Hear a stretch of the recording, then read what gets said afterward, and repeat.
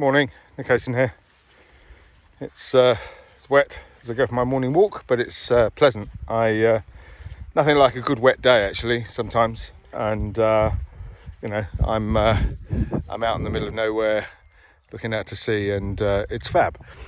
In previous conversations I've been talking about the state of play with blockchain and crypto, and also touching on NFTs, which I'm not going to talk about this time, but let's talk about Ethereum, shall we?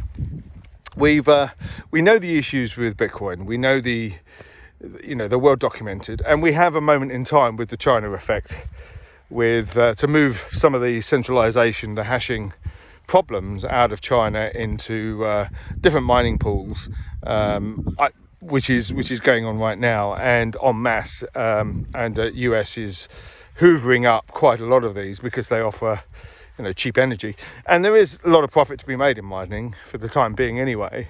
But let's talk about Ethereum. I mean, Ethereum is made a big price move. They've changed moving across to proof of stake, which I don't agree with. I don't think proof of stake is a good consensus, because it's a bit like centralization of mining. Staking is a concept. If you have enough resources to deploy, and you have enough resources to put at risk, in a sense, then you can infect the outcome of the market. And again, that's not decentralization for me. That's not the original Satoshi vision, which was everyone should be able to compete equally, regardless of their processing capability, to identify a transaction, compete for it, create the block, validate the block, and write the block to get the reward.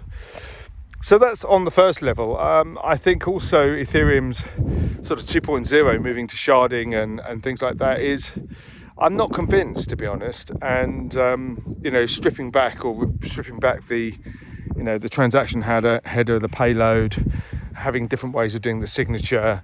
I mean, moving to proof of stake is a massive move, and what worries me is the cost of transaction fees. The miners, and quite rightly so, have to get some economic return for their investment in the equipment to run the nodes. But then one of the failings of Ethereum, of course, is that the miners can turn their nose up and actually say, I'm not mining this, I'm not processing this transaction because the fees aren't enough. So when I hear people say that Ethereum and blockchain is going to help the unbanked and it's going to equalize things, it's going to solve inequality, well, actually, the miners will economically choose which transactions they want to process based on the return.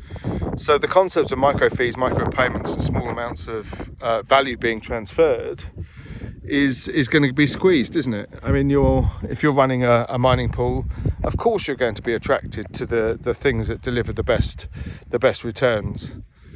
But that's not the Satoshi dream. That's not the democratization of payments and financial services that everyone talks about. The unbanked. Well, it's just nonsense arguments that you hear about solving the unbanked. There are economic and valid reasons why they're unbanked. And, literacy is one. The complexity of this world of crypto and blockchain is, wallets and exchanges are hard to use for most people. And I wouldn't like to do it on a mobile phone all the time, do electronic trading on an exchange. It's hard enough on a big screen. And we're relatively literate. I mean, my background is computer science, so for us we find it relatively straightforward. So anyway, my thoughts on Ethereum. Great concept. We'll talk about smart contracts another time, but they're neither smart nor contracts, of course. But anyway, talk soon.